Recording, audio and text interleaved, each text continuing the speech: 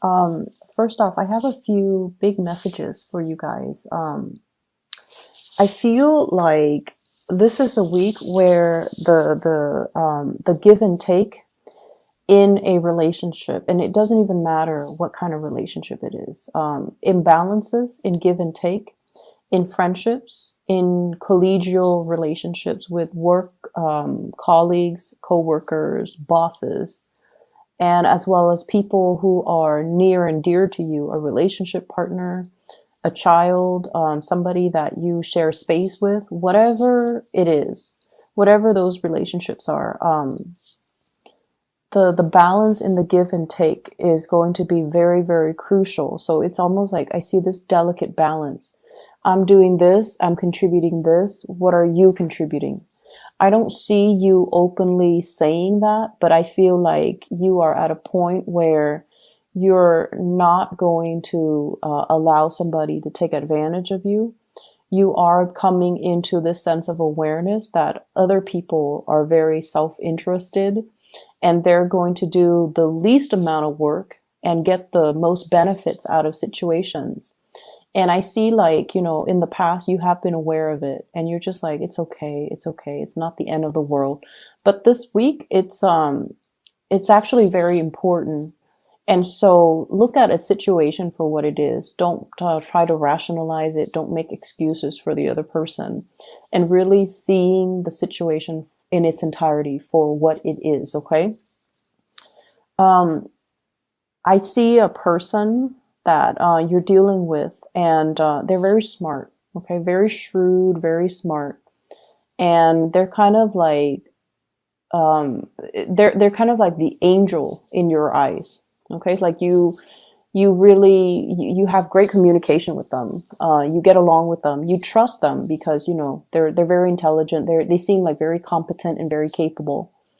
I see for many of you, this is a family member, and I see it can go one of two ways. If it's an enlightened person, so I have here an air sign, Aquarius, Gemini, and Libra. If this is an enlightened person, they're very generous, very giving, very fair, and their concept in life, like the rule of thumb that they live by, is about fairness. Okay, they want people to get what they deserve. So if someone works hard, they want that person to get promoted. If somebody is generous, they will also give their generosity. And then I also feel this person, they have the potential, it could be like another person you're dealing with, where they're not enlightened, where they are operating from more of a selfish, self-enlightened space, like more, I guess, just more self-serving. And what I'm feeling is it's all about money with them. It's all about what they can get out of you. So they can be very, very sweet. They can put on a front where they are very likable, very congenial, very cooperative, just to get something out of the interaction. And I feel like they're like this with everybody. Okay. And I feel like you're starting to see it. You're starting to see that it's all a front, but they've been doing it for so long. It kind of surprised you. Like, how could you keep up this charade for so long? How could you, do this for so long and no one knows about it? So I definitely feel like somebody who is very, very self-serving, and it's all a matter of what other people can do for me. What can I get out of this? How can I, kind of like weasel my way into a situation and put on like a shiny facade and just get the most benefits out of it. So that's what I'm feeling. I also feel like in the work environment as well, be careful about, taking on responsibilities. You guys have a habit of doing too much for other people, doing too much for a work situation, and then, you get taken advantage of. So I feel like you're drawing clear boundaries. You are holding yourself back. We are heading into the holiday season, so a lot of work needs to be finished, so that, they don't sit overnight through the long holiday season. So what I'm feeling is there's a lot of meetings, there's a lot of group work and collaboration between you and other people. And everyone is very, very self-serving. So just be careful. Everyone is out for themselves. They're trying to get the big pot, like the big piece of the pie. So if there is a bonus, if there has been, I feel like there's some financial benefits coming to you based on your hard work. So it's not going unnoticed.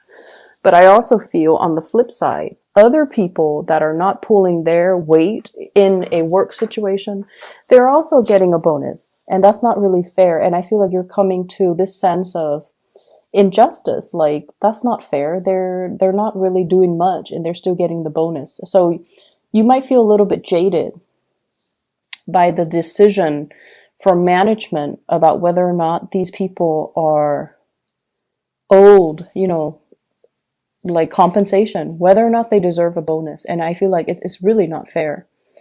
I also feel like there is some type of a recognition ceremony, like an achievement awards and things like that, where somebody is like, oh, I want to thank this person, thank that person, when in fact, when they were working, they were just very uncooperative.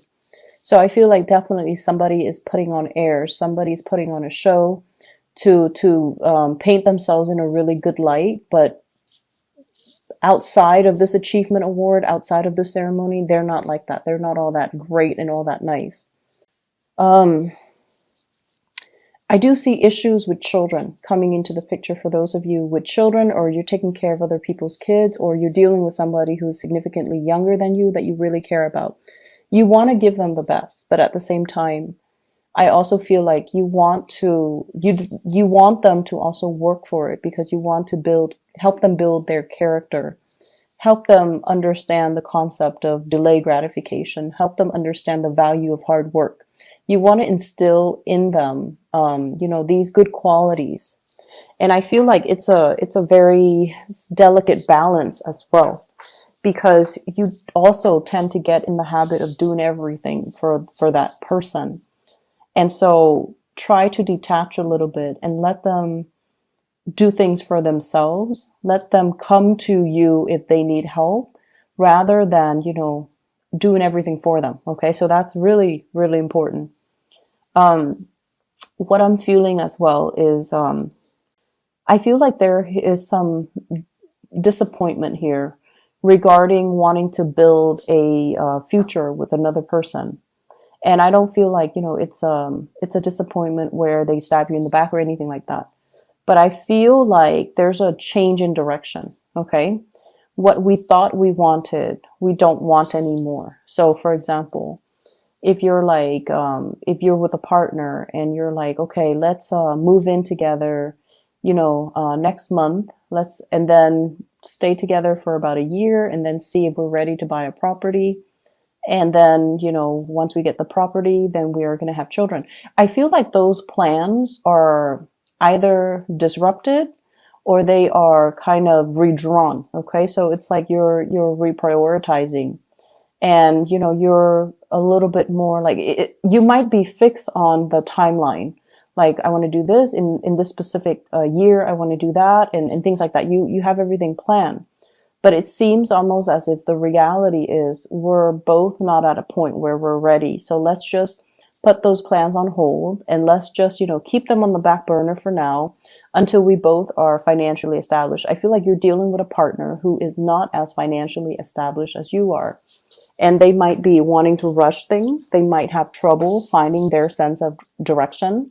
They might have trouble with the foundation of their professional life, with their finances. They might not be where you need them to be in order for you to feel safe about creating a future with them. I'm also seeing one person working, and then the other person is like a stay-at-home parent. And I feel like the stay-at-home parent might be at a point where they're like, I want to return back to work. So you have to kind of like accommodate and try to work out how things are going to, look, and how things are going to work, and how that's going to figure into the equation. So I see that element here about you and a significant other, you have already decided on a course of action, and then there's some disruption or there are some changes to that course of action, and you have to kind of sit down and redraw the blueprint, redo things, and to revisit this discussion. I don't feel that is bad, but I definitely feel the times are changing is what I'm seeing. Circumstances change. So we have to learn to be flexible. Okay. So I feel like flexibility and just understanding that situations change. So as soon as situations change and you're catching a whiff of these changes, it's really important to have these discussions um, to kind of rehash the plans.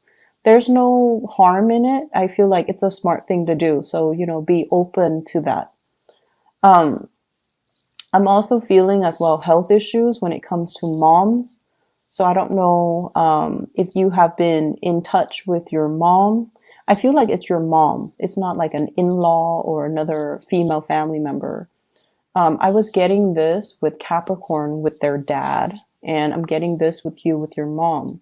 So reach out and see what she's dealing with and if she's okay.